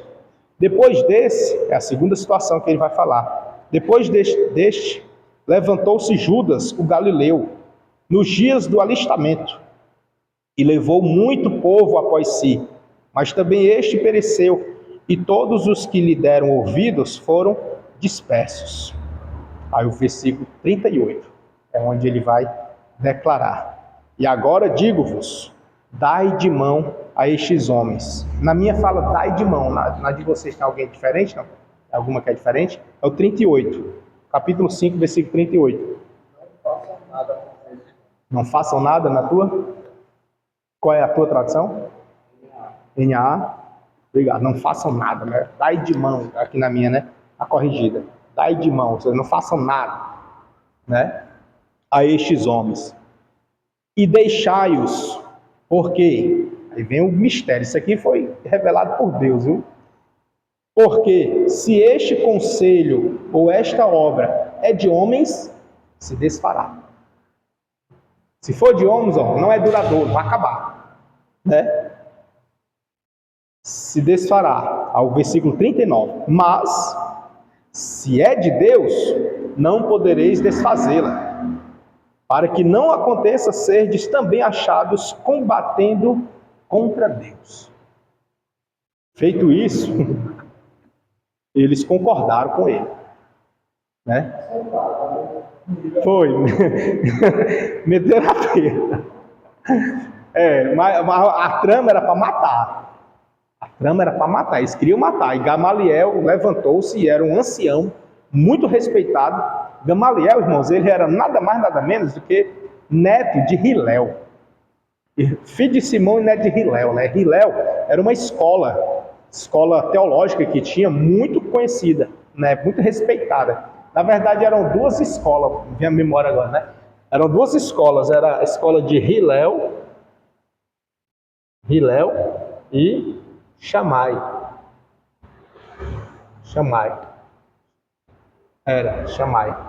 Aí, a escola de Hilel era mais flexível. Flexível no que diz respeito à observância da Torá, da lei mosaica. A observância, era mais flexível essa. Era mais flexível mesmo. E já a Shammai era mais rígida. Tinha que cumprir a Torá na risca. Tinha negócio de passar pano na cabeça, não. Tinha que cumprir. Do jeito que está lá, literalidade, né? E Gamaliel era neto desse aqui. Era outro muito conhecido, conceituadíssimo.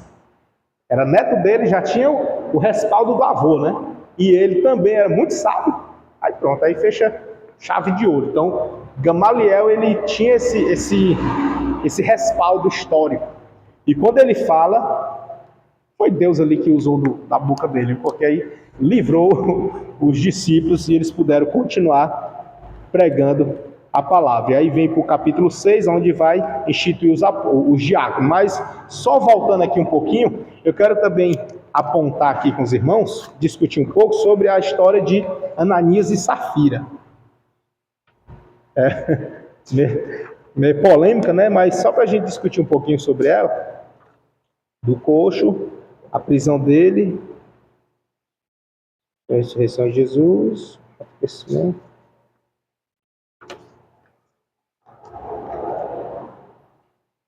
Aqui, Ananias e Safira, na página 26. Eu estou fazendo esse salto aqui, pulando, porque o tempo voou, mas na próxima aula a gente retorna aqui para falar sobre a questão dos diáconos e as viagens. Aí nas viagens a gente vai pegar de Barnabé até Filipe, Pedro e Paulo, né? Nas viagens. Mas só para fechar esses assuntos soltos, né? São assuntos soltos. Só para fechar, aqui na página 26, aí vai falar aqui de Ananias e Safira e um sinal visível de disciplina. Atos capítulo 5.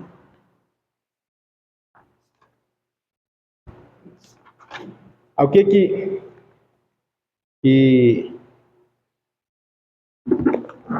vai tratar? Um certo varão chamado Ananias com Safira, sua mulher, vendeu uma propriedade e reteve parte do preço, sabendo também sua mulher, e levando uma parte, a depositou aos pés dos apóstolos.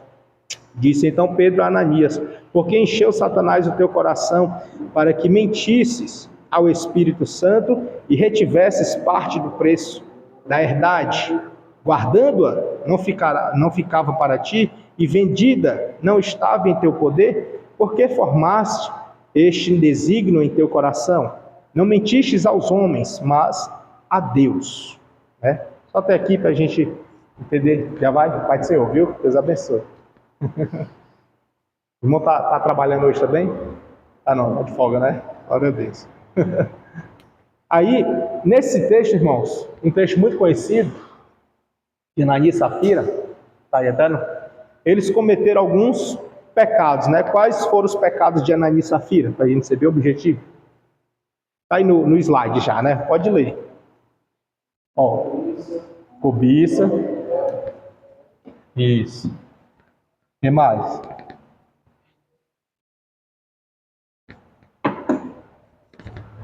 Esse desejo de honra aí tá errado, o digitado. Era a falta dele. A falta do desejo de honra. Porque, na verdade, era o desejo de honra de ser reconhecido, mas era a falta de honra ao ministério. Entendeu? Era a falta dele ao ministério. Mas eles tinham o desejo de reconhecimento. E a hipocrisia, né? Simulação e o fingimento, etc. Todavia, nessa classificação dos pecados de Ananias e Safira, o que mais nos chama a atenção é porque eles tinha-se uma pregação, uma doutrina implantada na época da igreja primitiva, que era a comunhão. Lembra que a gente falou aqui da comunhão? Né? Da comunhão. O que era essa comunhão? A comunhão não é aquela não, vou deixar em off, né? Não é, isso, não é só aquele ajuntamento aglomerado de pessoas, né?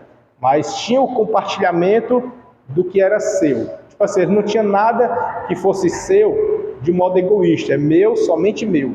Não, mas poderia ser compartilhado. Inclusive, era depositado aos pés dos apóstolos para que eles fizessem a correta divisão, o correto compartilhamento. Né? Então, existia essa ideia. Essa ideia, inclusive eu estou até ainda nas pesquisas sobre a origem dessa ideia. Sobre a origem, porque eu já tenho alguns apontamentos prontos, mas eu ainda não concluí a minha pesquisa. Mas, se alguns irmãos aqui souberem a origem, pode até compartilhar sobre a origem dessa doutrina. Qual doutrina? Dessa comunhão no que tange aos bens. Comunhão no que tange aos bens. Por quê? Porque era entendido por eles. A gente vai ver, é Jesus falar para o jovem rico, né? Vende tudo que tu tens e dá para os pobres. Né? Você vender tudo e dá para os pobres, depois vem e me segue. Ou seja, quem aqui de nós fizemos isso? Né? Para seguir a Jesus? Não foi imposto sobre nós esse requisito de vender tudo, dar para os pobres, depois voltar e seguir. Não se sabe, eu fiz algumas pesquisas e tem uns que falam uma coisa, falam outras, eu vi que está muito divergente, aí eu não quis trazer ainda para os irmãos. Eu já estou fechando, já fiz alguns apontamentos, ainda não concluí. Mas quando eu concluir, eu vou trazer aqui. Que na igreja primitiva existia esse pensamento. Não sei se pregado pelos apóstolos ou se era cultural. Mas existia. Então, Ananias e Safira, eles venderam a propriedade. E a ideia ali, que foi, sei lá, vou abrir um parêntese e dizer que foi pregado.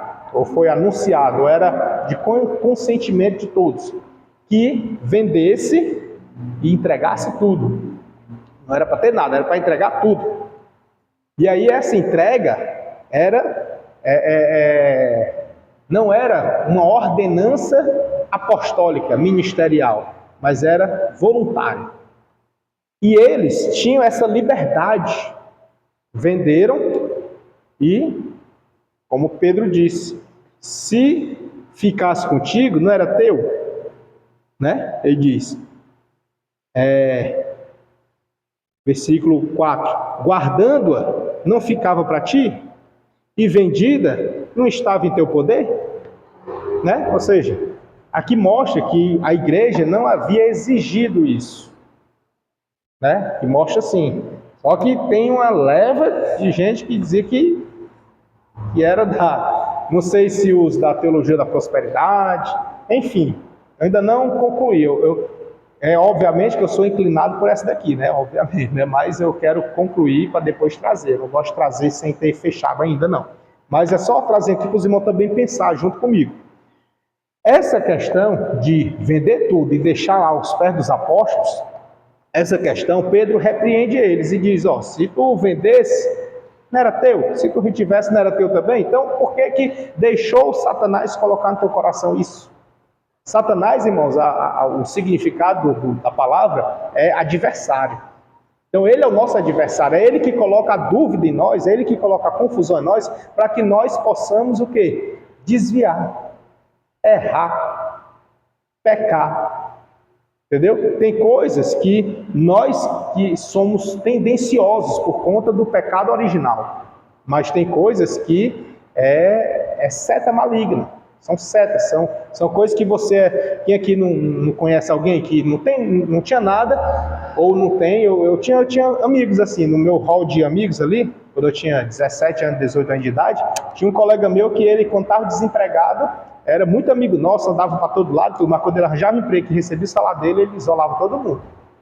Esquecia, ia por lá, ia gastar sozinho, não compartilhava com ninguém. Então assim, tem gente que quando não tem nada é de um jeito, mas quando tem as coisas, é de outro jeito. E aí, nesse momento que você tem, é o momento em que ou o inimigo lhe seta para você se fechar, não vou dar não sei o que, isso aqui é meu, e fica ali, valorizando ou supervalorizando o material, o bem adquirido, alguma coisa. E isso é muito perigoso, porque a gente vê aqui uma punição imediata, divina, quando Ananias chega até Pedro e o Espírito revela para ele. E ali, Ananias, Pedro até menciona também, diz assim, disse, cadê o versículo?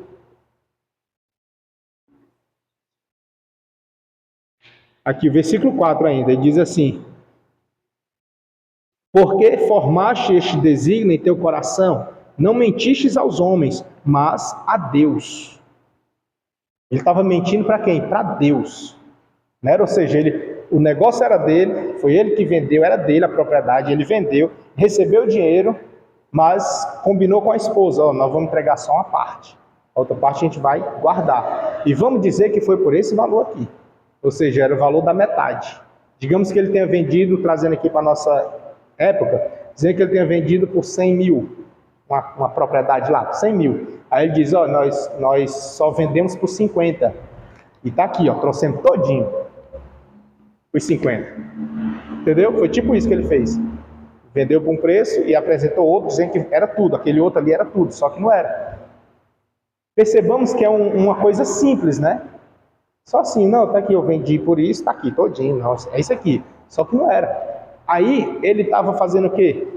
Como disse, estava mentindo para Deus. Como assim?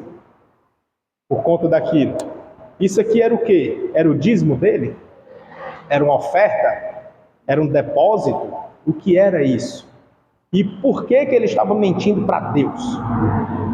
Pelo ato? Pela intenção? Pelo combinado? Se ele tivesse vendido e não tivesse dado nada, ele estaria pecando contra Deus? Se ele tivesse vendido e tivesse dado tudo, mas pensando no coração, arrependido, por que eu dei tudo? Ele estaria também pecando contra Deus? Ou ele fazendo somente isso, que ele pecaria contra Deus, mentindo contra Deus? Percebamos que tem várias situações, né? Percebamos que isso, estou falando aqui de Ananias, mas pode acontecer com a gente.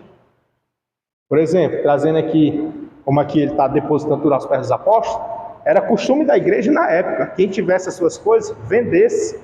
Aconteceu com quem? Com Barnabé. Barnabé fez isso. Ele tinha uma propriedade, vendeu e levou. Ananias tinha propriedade, vendeu, combinou com a esposa, só a metade levou. E na mesma hora caiu como morto e já foi logo levado para ser enterrado. 3 horas depois vem a esposa. E a esposa, não sabendo que o marido tinha morrido, ela chega com a cara mais lisa e diz, né? Não, foi por esse preço. Pedro ainda dá uma oportunidade para ela, né? Ainda pergunta, né? Foi por este preço? Ela foi por esse preço aí mesmo. Por que deixar Satanás enganar vocês, né? Premeditado. Então isso, irmãos, vale muito para nós isso aqui. Para que nós não venhamos deixar sequer o diabo colocar no nosso coração a dúvida, o pensamento mau. Tipo, é muito fácil quando você não tem. Muito fácil. Você não tem, você é muito fiel. Ora, eu ganhei R$100, vou dar R$10 de dízimo. Alguma coisa que até para nós até facilitou, né? Um pouquinho, porque na época era tudo, vender dá tudo. E hoje não. Hoje para nós está mais brando, né? Está mais leve. Hoje em dia, pregado na igreja, aliás, nem prega, né? A igreja nem prega, mas é só apenas a devolução do dízimo, né? O dízimo é o quê? 10%. Aqui não se prega dizendo, venda sua casa e traga para cá, venda o seu carro e traga. Aqui não faz isso, graças a Deus. Mas eu não sei se esse da igreja primitiva é que era o bíblico, ou o devido, porque era feito lá na igreja primitiva.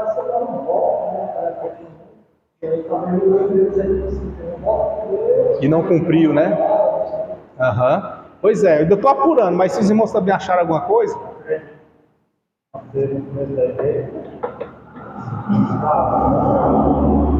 De bom grado. Tinha as viúvas que não recebiam benefício, não tinha INSS, né? As viúvas não recebiam pensão por morte, os doentes não recebiam nenhum auxílio.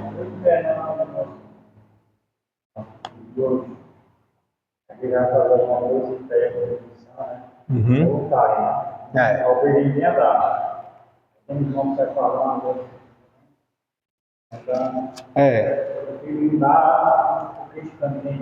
Quem dá. Acha ruim. Então, assim, nesse aspecto, Ananias e Safira, eles cometeram um grave erro. Foi o quê? Mentir. Mentir, olha o grave aqui, ó. Mentir. Né? Coisa que para nós o grave é o quê? É o adultério. Grave é o quê? É prostituição. Só esses dois, né? Que é passivo de disciplina, assim, algo que espantoso. Mas aqui não. O grave foi o quê? Mentir. Então, só para a gente refletir, que às vezes acontece no nosso dia a dia, acontece alguma coisa, da gente passar por situações que a gente precise. Poxa, e aí? Pequei contra Deus. Então, o que vale, sabe o que é? É o arrependimento. E desfazer o engodo que foi feito, né?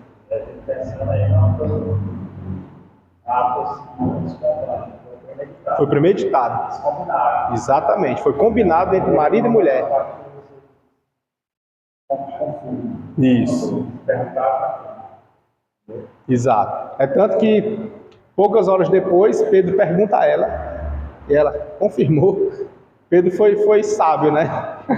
Ele perguntou dentro do preço. Foi por este preço?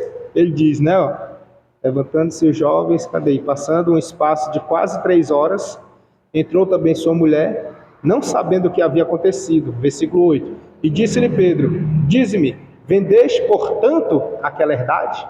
Ele diz, vendeste portanto? Foi. Foi. Né? Isso aqui no direito o juiz não permite não fazer essas perguntas assim. Porque ele chama de indução. Pedro induziu ela a responder, né? É indução isso aqui, não permite hoje, né? É fácil demais, né? Induzir. Foi portanto, não foi? Né? Isso é indução, entendeu? Aí essas perguntas indutivas não são permitidas. O juiz ele indefere, ele nega. Ele manda reformular ou então tira logo, pronto. Mas enfim, meus amados, por hoje é isso. Na nossa próxima aula, nós vamos trabalhar sobre aliás, vamos trabalhar sobre as viagens de Barnabé, de Pedro, Filipe e Paulo. Mas eu quero passar uma tarefinha, um trabalho. É um trabalho que é no aspecto de um resumo sobre os critérios que a igreja usou para separar os diáconos. Primeiro ponto, critérios que a igreja primitiva usou para separar os diáconos. Segundo ponto, da possibilidade de diaconisa. Terceiro ponto, apontamentos da pregação de Estevão, lá do capítulo 6. 3 pontinhos, tá bom? Resumido, só resumo. Bem objetivo, assim, pode ser sem capa, né? Um trabalho, resumo, bota assim, resumo. Aí esse resumo, aí coloca critérios da igreja primitiva para a separação de diáconos. Segundo, da possibilidade da existência de diaconisas. Terceiro,